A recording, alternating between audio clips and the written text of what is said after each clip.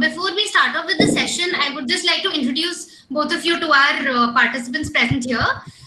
So we have Mr. Chiraito Banerjee, who's posted as the Civil Judge Junior Division, Jalpaiguri, West Bengal, and we are delighted to say that he had secured the second rank in his judiciary exams. And we have Mr. Nikhil Goel with us, who's posted as the Additional Civil Judge and Judicial Magistrate at Suratgarh, Rajasthan. Before we start off with the session, I would like to set some guidelines so that we have a harmonious functioning of the session. Firstly, I would like to check with both the alumni if everything is fine at your end, the audio and the video. Right. Perfect. Okay. So I would request all the participants present here to turn off the audio and video throughout the session. Any questions you would want to ask to either of the alumni can be posted in the chat box. We'll ensure that all the questions are addressed before the session ends. Over to you, sir. Either of you could start off with your description and you have decided, then we'll start off with the question answer session. Yeah, thank you, Ishani. Hi, Nikhil, and good evening to all of you. I hope all of you are doing safe right now. And Nikhil just got his court over, I guess, just in a corner where I can see that.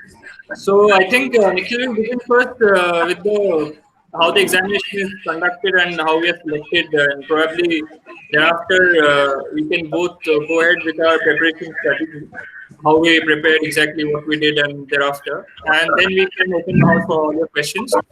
By the way, Ishani, is there's no time limit over here, right? Like we have in Zoom, probably 40 minutes time. We don't have that thing over here, right? No, sir. We can conduct the session as long as you both want to conduct it. All right. Great. So yeah, probably Nikhil, go ahead then. Okay. Hi, good evening to all. So I'll start with a brief overview of the judicial examination. See, firstly, we need to realize that this is a state judicial examination. Every state conducts their own exam. There is no common exam conducted by the All India Judiciary Services. So then what are the stages? There are three stages. First is the prelims, which is an objective paper. Then there's a mains examination, and then it followed by an interview. So this is the brief overview of the exam. Now, mains examination is purely a subjective paper, which has law and other areas as well. It may include language, GK, essay paper, or computer, or any other judgment writing, or any other paper with respect to their own state's syllabus. So this is the general overview of the exam. Right.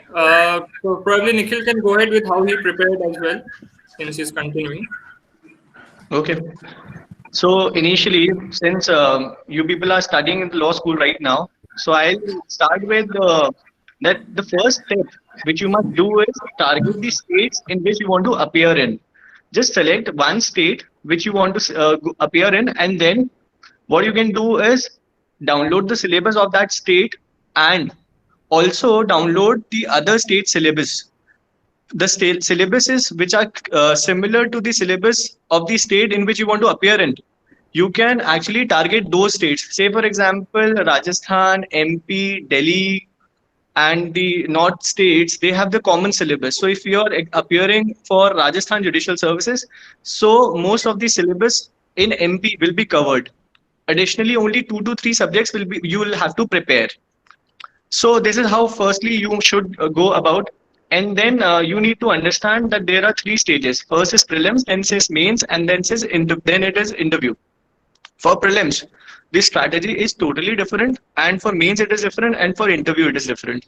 But you can't commit the gamble that only you will be preparing firstly for prelims and then you will prepare for mains, because otherwise what will happen, it happened in Delhi. The prelims happened, the result were announced, and only 15 days were given for mains. So you can't do that. You will prepare only for prelims and then you will prepare for mains. So you must simultaneously prepare for all these stages together. For prelims, the only and the primary source is the BEAR Act. Now, how to study the BEAR Act is a question. BEAR Act has to be read cover to cover. This was a doubt which I also had initially, that only the major and the important portions have to be covered while reading the BEAR Act. No, it is not so. The competition is rising, so therefore you must be prepared for all the things which might come in the exam. So barracks have to be prepared thoroughly. Then there are landmark case laws, and then there are recent case laws, which the Supreme Court has given in that year. You may subscribe to Live Law for that. In prelims, generally the questions are related to barracks, either factual or either the questions are conceptual. That is, they are in a twisted form. Then we go about mains examination. Now, the strategy for mains examination would be different. Here, not all the barrack will be, not the, only the major portion of the barrack will be important, because only the subjective portion has to be asked in the mains examination. Here, you need to analyze the previous year question papers in order to understand the pattern of the examination. Therefore, for example, in MP and in Rajasthan, generally the questions which are asked are factual, but in Delhi, the questions are very much conceptual. So you need to understand that how you need to go about it. Strategically, if you're preparing for pre and mains together, what you must do is, you need to first of all read the Bare Act. How to read the Bare Act? You need to read the chapters of the Bare Act. Each chapter has got certain provisions, and once you read it, you'll realize that जो भी सारे provisions है उसमें, you will they are so much interlinked together that they in itself forms a story. Now, once you are done reading first, your first reading is done, there might be chances that you won't understand anything. So in order to go about it, you have to firstly do a couple of readings, at least 3 to 4 readings, in order to just understand that what the section says. Then pick up a edition book that given subject and read that chapter from the book in order to also understand the concepts. Now, once you will be reading the student edition book, you'll realize that, okay, so these are the provisions, so this is how I have to go about it. And from section 1, say for example, if I'm talking about CRPC, from section 1 to section 482 of CRPC, this is how you have to go about it. That, okay, this is the chapter and these are the provisions. Say for example, investigation is a chapter which I'm reading. So investigation chapter has to be read thoroughly from the Bare Act and also from the student edition book. And then you may prepare your own notes alongside. So this will help in for your prelims as well, and for your prelims, your mains, and for your interview as well. And in mains, you have to also practice answer writing, because time is very much limited, and in the examination you can't write what you know in the exam. Therefore, what you have to do is that take any test series or past year question papers or whatever, any online sources, and then start writing the answers. Analyze 5 to 10 years of question papers which were asked in past years, because the question majorly are repeated or the pattern is fixed. If say for example Indian Evidence Act is there, they won't ask any or every provision in mains examination. Rather, what they'll do is they'll pick up a topic which is again and again repeated, and they'll twist it with some recent case development given by the Supreme Court. So you need to study and thoroughly prepare your own notes for that topic, and add some legal case laws with that topic. So this is a manner of preparing with mains. And then there's an interview, which is majorly a personality oriented test. Their HR questions are asked, and your legal questions are asked. Why do you want to be a judge? And what will you do if you'll come here? Some situation-based questions are asked. They are majorly that's a test of personality and not interview. So this is the general strategy. If specific questions are there, it will be better I can answer. Thank you.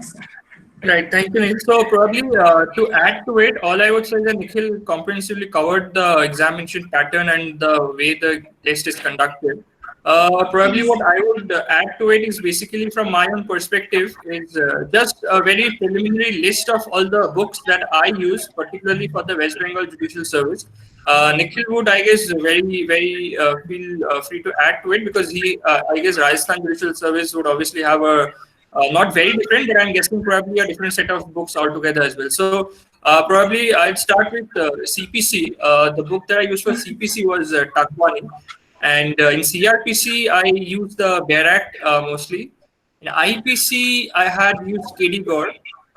And for the law of torts, I had DD Basu. DD Basu, one can use DD Basu. One can also go back to our very own Avtar Singh because DD Basu has this particular sector of evolving thoughts. So in that case, I guess DD Basu helped me. Of course, Avtar Singh is also there. I guess you can rely on both of them. Same for law of contract. You can use Avtar Singh for that. And same for law of partnership, I had used Andy Kapoor. Also, the law of partnership, the mercantile law by Andy Kapoor, and the law of trust and equity, all of them, the commercial laws, all of them are there in the book by Andy Kapoor, the mercantile law book. And another subject which I had studied was law of limitation and prescription. There you can use J.D. King or S.R. Maini. And for evidence, I used Batuklal. And did I miss out on any subject? Probably you can add to it if I missed out on any subject. And transfer of property. Yeah, transfer of property, I used R.K. Sinha. And yeah, that would be, I guess, mostly the subjects that are there in the examination. Anything else, Nikhil, you can go ahead and add. For family law, you may also refer to Paras Diwan. Right, family law. I did Hindu law in the optional. For Muslim law, I don't know exactly the book because that was not the subject which I opted. But then probably as a general suggestion, I heard people say Muslim law is quite scoring than Hindu law. I don't know if Nikhil has a different opinion to that. But then that's what I have heard. But then I wouldn't be able to comment on the book that is required because I opted for Hindu law since we had studied that back in college. So that was the list of books, and Nikhil can also add to it his list of books that he had used for the examination. These books are fine because even I read it from the same books. All right, that's great. So probably can we now open the house for questions, or do you want? Yes, sir, we can go ahead with the questions. Before people start off with posting the questions in the messages, because we see people haven't posted questions yet. I have a set of questions which I need to ask after the description which you've given. So, Sure. Beginning with the first question, how important is it to learn or know the vernacular language for the exams or for the practical life scenario? Okay. So you Go would ahead, like Nikhil, go ahead. Nikhil. okay. See, for example, this is generally the notion that in order to give judicial exams, you need to mug up each and every word which is there provided there in the section. Now, what happens is, as I said, in preliminary examination, the barracks generally are asked, and there have to be multiple readings of the section in order to understand what is written in that section.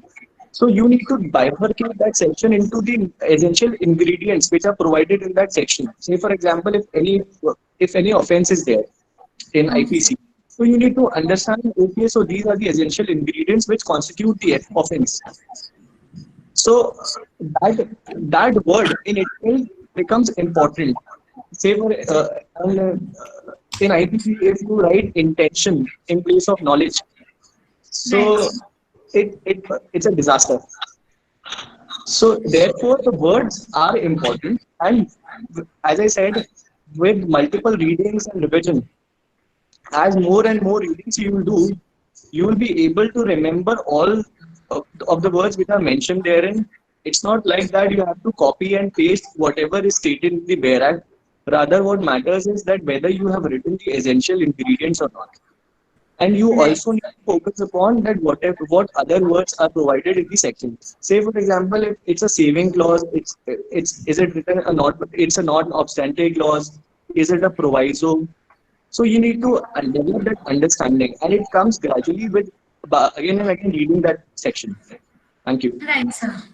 Over to you, Right. So Chirag. that's a very good answer, which Nikhil gave with regard to the memorizing of sections. I guess you already have a question with regard to that. Coming to your question, Ishani, which you asked about vernacular, I guess as Nikhil had started his session by saying the very valid point that once you have identified your state, the state for which you need to appear, I guess thereafter the languages are pretty same, because once it comes to the language of suppose, so I had Bengali in West Bengal Judicial Service.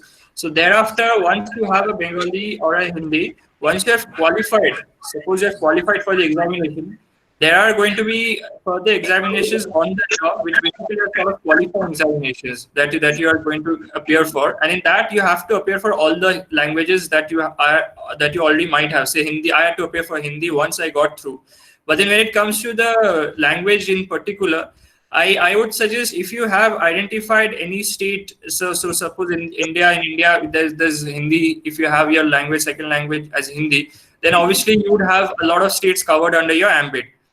For me, I had only appeared for West Bengal Judicial Service examination. So probably for Nikhil, it would be very easy to appear for Rajasthan, UP, Delhi, MP, and all those states which has Hindi as a second language. So in that case, I'd say that once you have identified the state for which you want to appear, I guess you need to brush up on the language equally. Like, so if you have identified to appear for West Bengal Judicial Service, I'd suggest that you need to have a working language for Bengali. You need to know how to write it and read it and answer, because that is going to be there in the departmental examinations also for people who had appeared in Hindi. But then since I had already appeared in Bengali, I took the qualifying examinations after getting selected in the job in Hindi. Similarly, people who had taken examinations during the examination, the language paper in Hindi, once they got the job, they had to appear for the departmental in the Bengali language. So in any case, you have to have a working knowledge or a precise knowledge of the languages once you have decided to appear for the state examination. Should we look at the questions in the chat box now? So, Nikhil sir, do you have anything to add on to this? As I said already, that with respect to what? Pardon? With respect to the vernacular language, how fluent do you have to be with the vernacular language for the exams as well as for the practical scenario? See, as I said, the preliminary examination is majorly about law. Okay. Right. I'll be very specific to Rajasthan for now. The preliminary examination is majorly about law. 70 questions there is this 100 marks question paper, and out of that 70 marks question paper is about law, 30 marks is about 15 Hindi and 15 law, 15 English. Okay. So, and in Hindi also they ask you that संधि की परिभाषा क्या है, संज्ञा क्या है, सर्वनाम क्या है, संधि विच्छेद, and that. So specifically you have to also prepare for these areas as well, because most majorly the competition is at the prelims level. All the students, they appear and only 10% of the students qualify for mains examination. Now, say if you are appearing for Rajasthan, I'll say there's this in Hindi. I referred a book called Raghav Prakash, and I did it wholeheartedly. Okay, so this helped me in understanding the concepts of Hindi. English, since it was my language since school, so therefore I did not prepare it specifically. Now coming to MP as well, in MP also there is computer portion and there is this GT portion. So separate other areas are there except the law, and you need to specifically focus on those areas as well in order to qualify your pre. You can't just do away with that. So that is, and in Delhi there's GT. So you need to understand the syllabus and the pattern. Just look at the question papers which have been asked in past years. This will help you in understanding the pattern of the paper. And once you have understood the pattern of the paper, it will be easier to form a strategy and then clear it and accordingly work it. Then you can schedule your own things and prioritize accordingly. Thank you.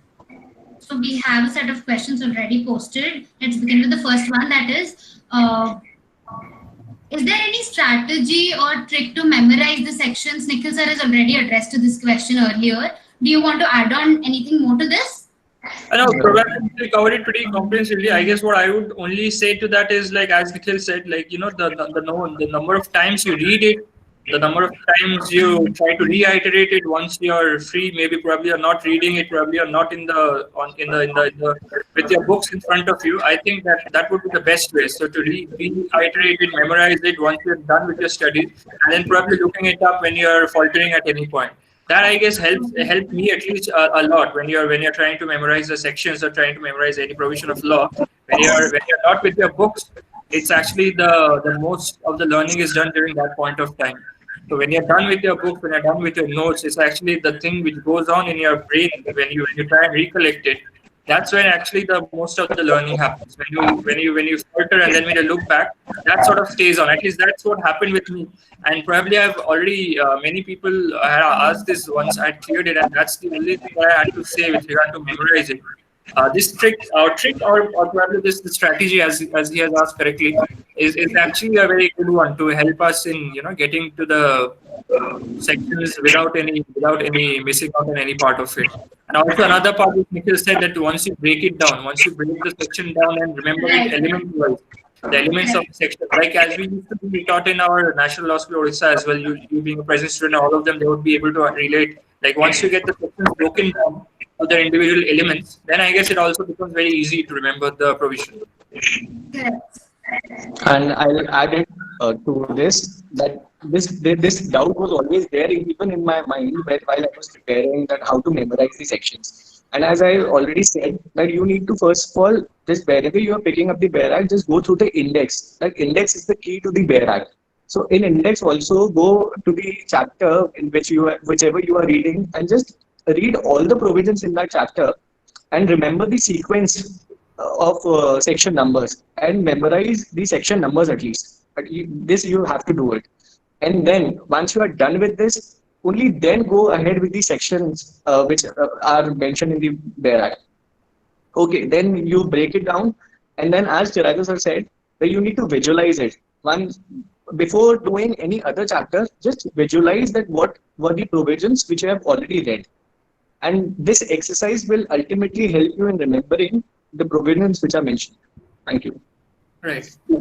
Sir, did you attend any live classes or online classes for better understanding, or did you prepare for the exams on your own?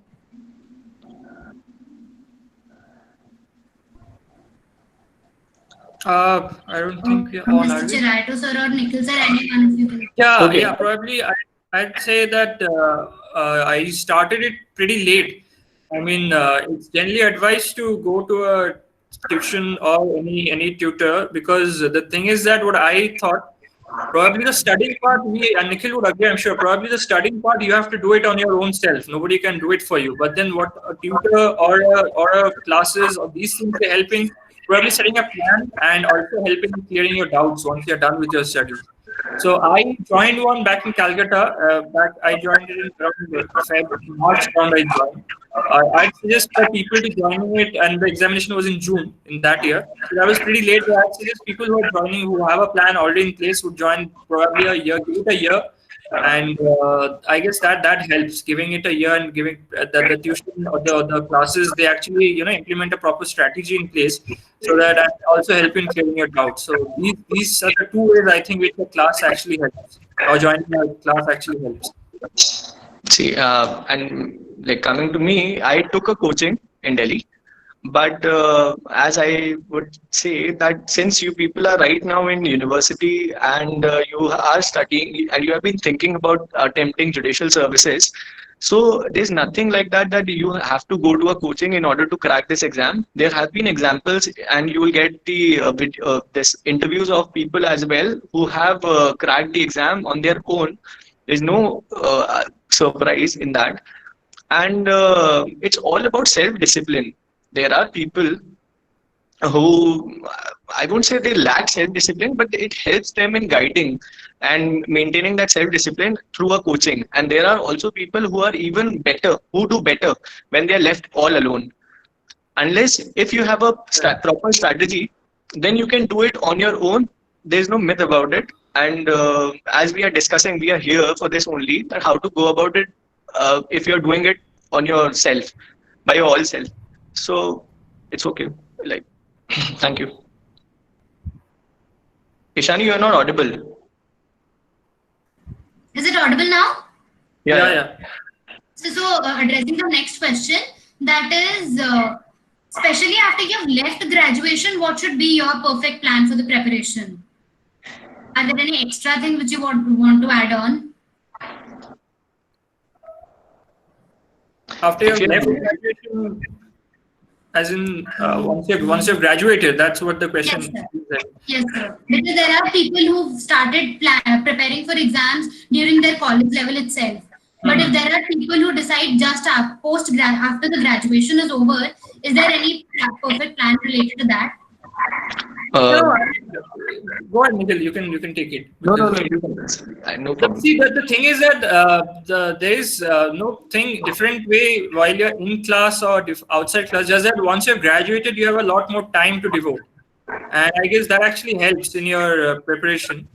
Other than that, I don't think there might be any difference in plans. In just that once you're in college, you can probably pay a lot more attention to the exact subjects which are there in the syllabus of education and which have been taught in your college classes, law school classes. So that's one advantage. And once you have graduated, I guess you have a whole lot of time for your preparation. So other than that, I don't think plan-wise or strategy-wise, there's a lot of difficulty or difference in both the periods. People would want to add to it, I guess. What is it? Okay. See, when you are in law school, then the subjects which are the part of your curriculum, you can study it thoroughly and you can do the groundwork initially itself. But once you have graduated, then what you have to do is, since with respect to time, of course, you have much time, but then you need to have a more specific strategy. Either go by books which sir has told right now, that these books have to be read and you have to frame your own notes, or otherwise there are certain notes which are available in the markets of certain coaching institutions as well. You can directly go and read those notes as well, like I would recommend. And uh, apart from that, you have to be very specific that which state you want to appear in, because if you will jump to multiple states, like 10, each and every paper which you are whichever is coming, then it will be difficult for you to focus. So in order to do away with this, you need to be very specific to one state or two states or three states at max. That is what I would recommend. So the next question is how important is co-curricular activities during college level important for judiciary like moots and research papers, areas? Okay. Nikhil, want to take it? See, co-curricular activities at the level for judicial services exam, um, only for the purposes that for the mains examination, if there is a conceptual paper, if a conceptual question comes, then it will help you to answer it. Otherwise, there's no use as such. In interviews, they may ask you. That okay, so what have you done in the college if you have graduated? Otherwise, ultimately there's no incentive as such of co-curricular activities in judicial services, according to my opinion. Sir might depend on this. Yeah, I mean, what Nikhil said, that's true. Because with regard to when you're talking of co-curricular activities like moots and seminars, it just increases your knowledge base. So provided that you can apply that once you're in your examination as a diverse knowledge base and with more understanding of the laws, if you can apply that, probably I guess that's one way that it might just help you. But then again, that's a subjective thing. So it depends on the person who's undertaking that co-curricular activity. So other than that, I guess, as Nikhil said, that it's mostly what you're doing it on the show, on the date of your examination and on the date of your interview. So other than that, I guess it's only to increase your knowledge base that the co-curricular activities might just play a role, and the understanding of the legal and the law aspects and legal aspects of various subjects. That's probably one way that I might just extrapolate it and say it might just help you. But then, yeah, that would be it. Okay, sir, moving on to the next question, that is for those who are really confused with regard to their career in law, how is judiciary an option for them? Nikhil might just take it. People who are confused right now, and firstly, of course, they have to do self-introspection initially, that okay, so these are the careers which are available. Initially, they have done their internships, they have seen the lifestyle of a lawyer, of a person who is working in a firm, and also of a judicial officer. In order to better understand, because I can't answer this question that on their behalf. So rather, what they should do is that they can also go for a district court internship, see what is the lifestyle of a district of an officer in district judges. Otherwise, aiding judiciary is a wonderful career. It's in legal field. It has got everything which a person wants. It has got social status, salary, and etc. etc. There are definitely perks, but then you need to do a groundwork for this. Sir, could you just tell us what is the correct time to start preparing for judiciary? Okay, ideally. Is it from the second year or third year or after college? Right. Initially, sir, if you want to answer this. No, I mean, I would say there's no correct time. I guess it's like whenever you want it, as long as you're inside within the age limit, I guess you are good to go. But then other than that, I don't think there's any, because for me, I don't know exactly Nikhil's path right after I graduated in 2015. But then for me, I'd say once I graduated in 2014, I worked for around 3 months for a law firm. Thereafter, I worked for a year at a startup in Delhi. And thereafter, I appeared for judiciary. So you can always see that there's no right time or right moment or a right background to appear for judiciary. It actually depends on what you do once you have decided to appear for the same. See, I'll also answer this question. Now, if you people might be aware that a person of 21 years, he is the youngest judge in India in Rajasthan Judicial Services. This year he qualified. So there's no particular age when to prepare. Once you have decided, then you can prepare whatever subjects which are common to syllabus in your curriculum of law school. What you can do additionally is that you study those subjects thoroughly and also do the bare acts from then only. That can be the only advice from me if you are thinking to go about judiciary, and what to do if you are in second or third year of law school. Because what we generally do is we understand the concepts and read the books rather than the bare acts. So make sure that you also read the bare acts and the verbatums which have been used in the bare acts. Okay. So the next question will be, how important are internships and what kind of internships would you suggest for judiciary? I think Nikhil already answered that. Go ahead, maybe you can just reiterate it. No, I said it that co-curricular activities and all. See, internships, they when you are there in the interview, it's generally an HR. It's a HR personality-oriented interview these days. They will test your personality because they've already tested your knowledge in prelims and in mains examination. Now, in your personality, the exposure which you have got, it will get reflected. So internships can only help you. That, say for example, if a question has been put up and okay, have you seen ever district courts? So your answer would be yes. So when did you see these district court? So when I was interning at X place, I saw this. Okay, what did you see there? So these are the places. This is something which I got to see. Okay, have you also interned at High Court and Supreme Court? So this is the only scope of your internships at an interview level for judiciary. Otherwise, and it will also help you in better understanding that whether you want to actually go for judiciary or not. So internship for these two purposes is important. Okay, sir. So the next question as posted is, what is the value of CV in interview, and if a person wants to do the judiciary, how should he prepare to mend his or her CV? As you also said that probably the only scope of your CV being probably taken up for consideration is at the time of the interview. So I'll take my case in this instance. Like I was asked, what all have you done so far? Because since I graduated in 2014, and then I appeared for the interview in 2016. So this 2 years I was asked what all did I do. So probably I had a varied amount of experiences, be it freelancing and working for a startup, working for a law firm. So all of that was kind of explained by me, that what all did I do over the last years.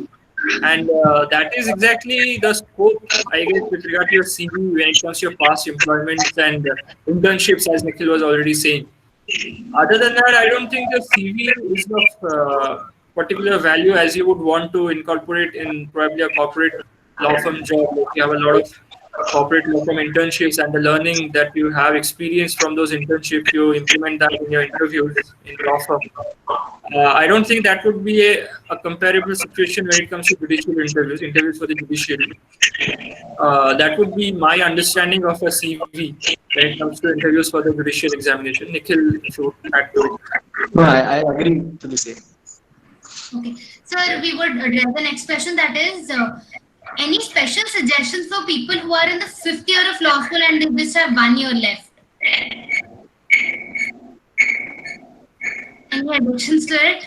I think Nikhil answered it back then. Like nothing special or nothing special suggestion. Just that as and when you decide, you continue with your plan of study, and the subjects that you have find common in the syllabus of your judiciary and the syllabus of your law school, you put special emphasis on that. So that would just help you to read and learn from a bit, probably a bit more ahead of the curve than the other people who might just think of doing it after graduation.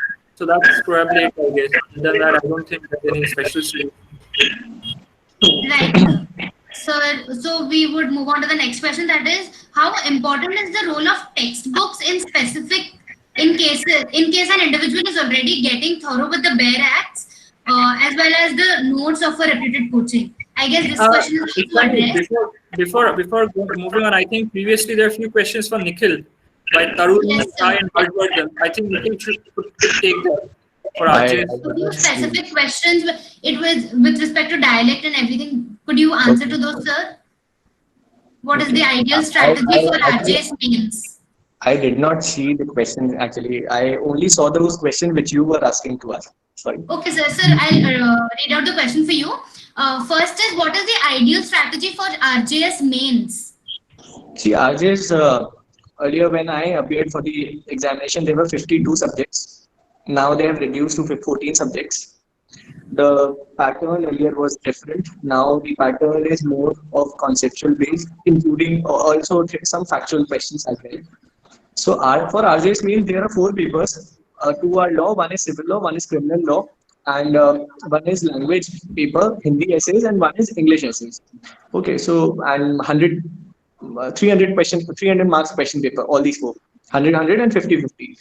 So for law, the approach would be the same, that since they are asking you conceptual questions, so I would rather ask you people to also to focus on the bare act, to also be thorough with the important concepts which are mentioned in books or some notes, and some landmark cases, because they might ask you, okay, write a short note on this case law, or if you rather write a landmark case, this will beautify your answer. And or they might ask you some recent case laws in the examination as well. And with respect to your essays, English essays and Hindi essays, now how to prepare Hindi, this is a separate topic as well. You have to be thorough with newspaper reading. I would what I did was I read Hindi newspapers as well in order to improve my Hindi, to be familiar with the language. And I read a certain essays from a book. There are multiple books which are available in the market. Arihant publishes a book on Hindi essays. So what you can do is you can analyze past year question papers and then divide those, analyze the question papers and divide topics into social, legal, constitutional, and Rajasthan oriented essays. So once you are done with this strategy, you can pick a topic and prepare your essay on that given topic, and you can do additions by reading a newspaper editorial on the same. So this is how you prepare your essays. At the end of the day, you'll have at least 40, 50, 60 essays of your own. So this will help you in writing the Hindi essays, and similar is the strategy for English essays as well. And for law, concepts are important. Thank So you. the next question being, do I have to learn Rajasthani dialect also while meanwhile preparing for RJS? No, no, no. Okay. Interesting question, but then I don't think that's required, probably. Okay, moving on to the next question. That is, with which subject should one start with, and what should be the order of subjects in the course of preparation?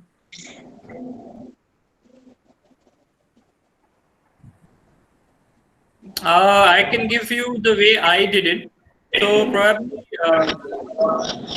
I planned my days accordingly. So if you really asked me to think of the order of subjects, there wasn't really order of subjects. Well, being frank, once I started going to that classes, I realized that there were a lot of subjects which required to be revised and studied if one really had to do that. So probably I did not have a particular order because I did it as much as I wanted to, because you have CPC, which is of 100 marks, and then at the same time you have law of contracts and torts, both of 50, 100 marks each. So, but then that doesn't really mean that you can apportion the significance of each subject in any manner. Probably 50 marks papers would essentially require you to study a lot more, because there's a lot more to study with less quantity of marks at your disposal. But then otherwise, I'd suggest that once I started with CPC and then moved on with the other subjects. But then as there's a particular order, you can do it as much as the way exactly you want, or free or comfortable enough to do that. So what I did was probably fix targets for the day of each subject to cover. So probably take 2 subjects or 3 subjects a day and have daily targets to cover. And that's how I guess it probably helps you, scale it up with every passing day. Other than that, there is no particular order as such. It completely depends upon your abilities and your intentions and your preferences, rather. Nikhil. Nikhil sir, do you have anything to add on?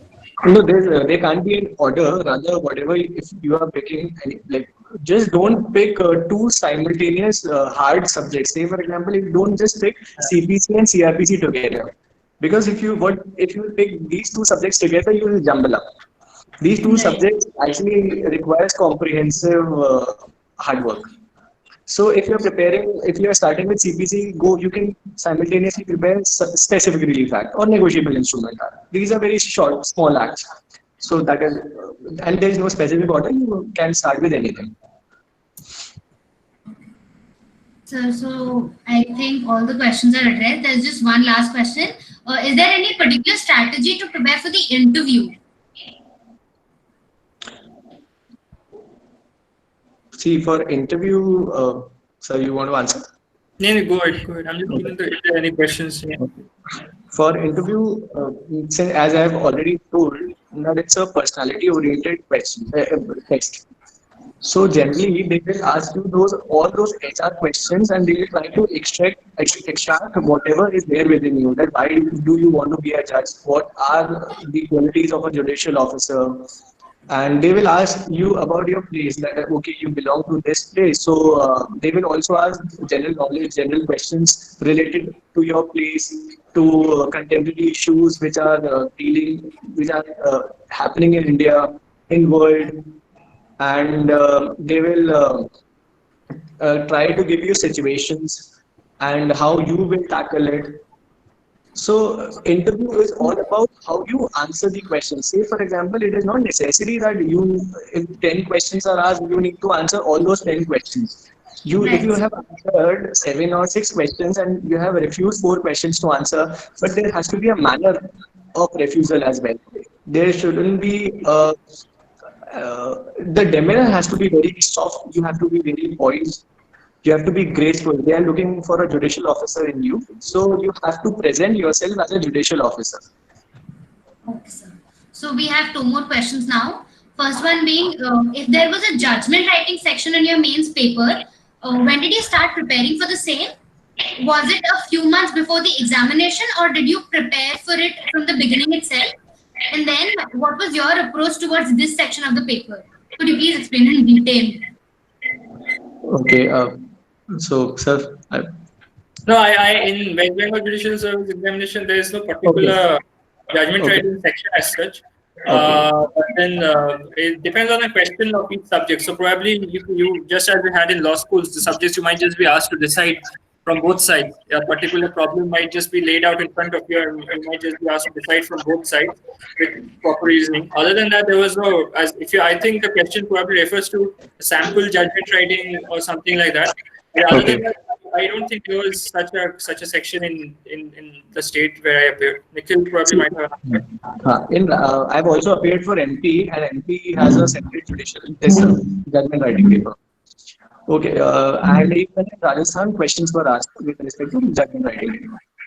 Now, a factual problem is given, and what you the mark segregation is based on the format of the judgment and your reasoning. I believe Yes, sir. that reasoning is very much important. And now, how to derive this format of the judgment? You can actually now there's this site e-courts of on all the judgments of the courts are available on the site e-courts with respect to each state. So wherever in whichever state you want to appear in, you can directly log in there and you can take out the format of any judgment and then analyze that what is the format of that state, and accordingly you can prepare. Majorly, the facts are stated and the law is stated, and your reason of that application of the law has to be there. This is the main area where you'll be scoring. So you need to be well versed with your law. You don't need to prepare anything separately for judgment writing paper. Your concepts have to be good, and those concepts have to be applied in your judgment. That's it. And how you peruse the evidences which have been appearing before you. And So there is. Okay. yeah, Miss Ishani, may I You allow want to to add? interfere in between? Sorry. Am I allowed to interfere in between? Nikhil You could sir. post your questions in the chat box itself, and we would request Okay, you okay, to turn off the audio. okay, okay. Yeah, thank you. Sir, so there is Pallab sir wishing both of you congratulations, and he wants to thank you for guiding the students. And moving on to the next question, which coaching institute should one prefer for the purpose of notes? coaching for moods. Notes, I Notes, think. notes. Okay, notes. See, there can't be a one specific. There are multiple coachings in Delhi. Now I can't. There's this. I think Delhi. Rahul's is there. Ambition Law is there. Delhi Judicial Services coaching is there, and these 2-3 coaching notes are there which are available. And Nikhil probably should add that this is not a sponsored reply, I guess, by either yeah, of the. yeah. Therefore, I just said. And otherwise, what I believe is, if you will prepare your own notes, that is the best thing which you can do for you.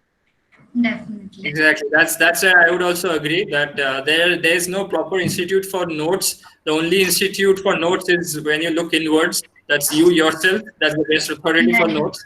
And Once you do that, Huh. yeah, analyze your Analyze- own notes and prepare. analyze the past year question papers, because Right. that is the best source by which you can actually clear the exams. You will understand the pattern. Correct. Very correct. Okay, so moving on to the next question. Sir, do you think an LLM candidate gets leverage to the rest appearing for the judicial services? Not exactly while appearing, I don't think there is any leverage. But thereafter, there might be, there might not be. We are still not sure of the fact that thereafter, once you have cleared it, there might be some issues with regard to obviously the leverage that we're talking about. But then once you're appearing, I don't think there's any particular leverage other than the fact that you might just know more. You might just know more. It might also be that a normal PLLB graduate or BLB graduate with his or her own efforts might just know the same as an LLM graduate person would know. LLM, rather, according to me, invites more questions in your interview. Because once you are because if you are doing an LLM in particular subject, you are presumed that you are an expert in that subject. So now that question that, okay, which is your favorite subject, that will be asked because it will be presumed that okay, so this is your favorite subject and this is why did you choose this subject, and okay, what are the contemporary developments and your dissertation. So this is the only area where LLM affects your judiciary. Okay, sir. So moving on to the next question, that is judiciary a hectic job as compared to corporate? Nikhil, can you take that one probably first? Okay, depends on in which corporate side you are talking about. Is it litigation? Is it corporate firm, cap marks, or in which side? Okay, I'll tell you the life of a judicial officer. Generally, it's the offices are from 10 to 5 p.m. That is the court timings.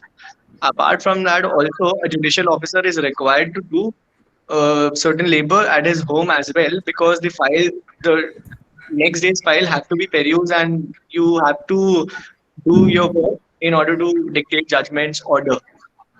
So this is the lifestyle. That is only I can tell. We can't compare. Otherwise also, but then, yeah, job satisfaction is must. Some people might not get job satisfaction in judiciary, but they might get in corporates, and vice versa might also happen. So it's subjective. Exactly. That's what I would also say. It's completely subjective. It depends upon you, the person. If you would want a corporate job, you're molded for that, then corporate will be your calling. Otherwise, judiciary or anything of a other nature is your calling. So depends on the person actually. Yes, sir. So we are assuming that all the courts are closed right now.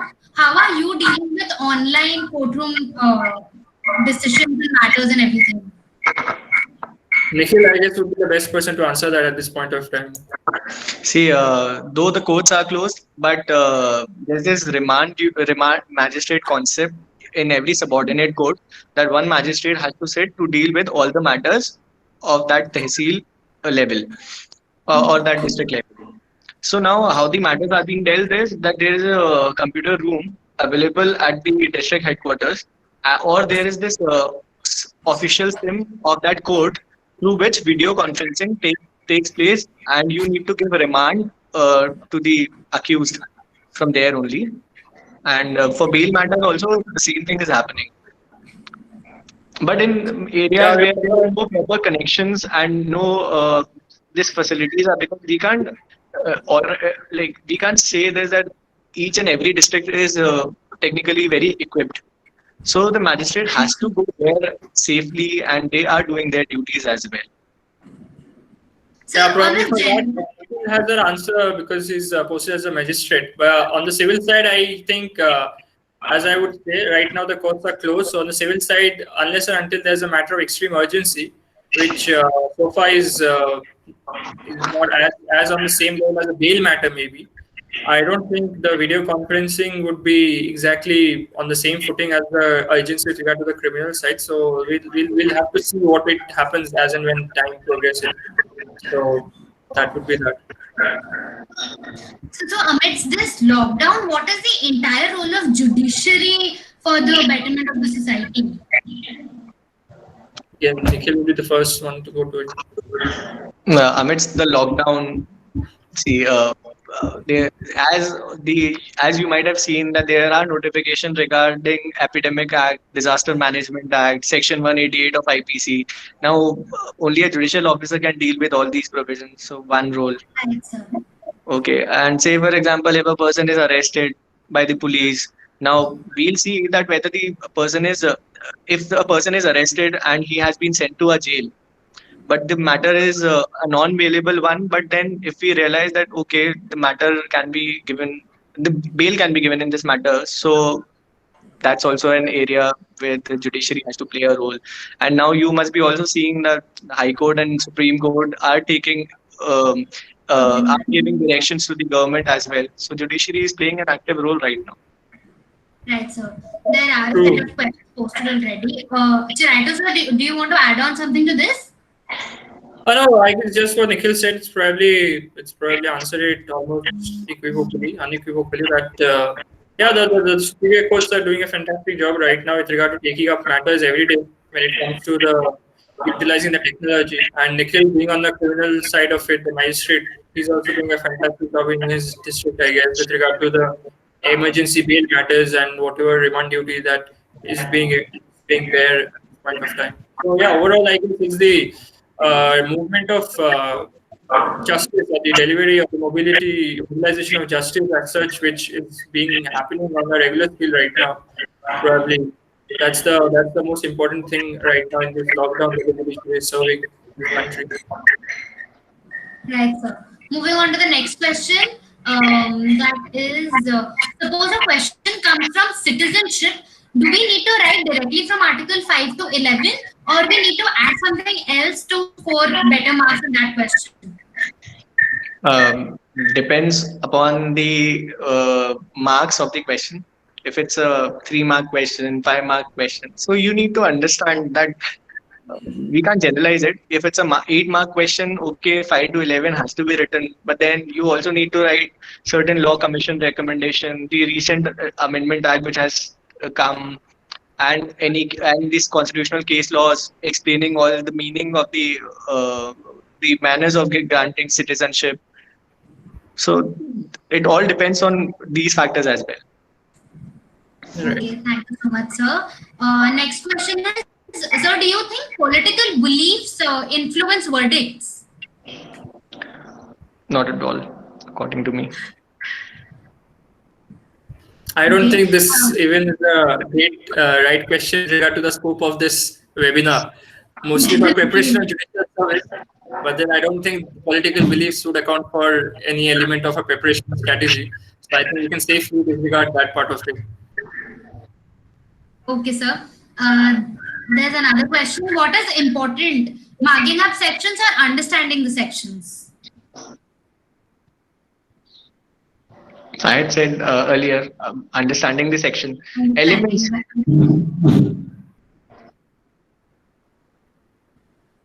Sir, is there anything you would add on to the session? We're done with the question answer session. There's no more questions left.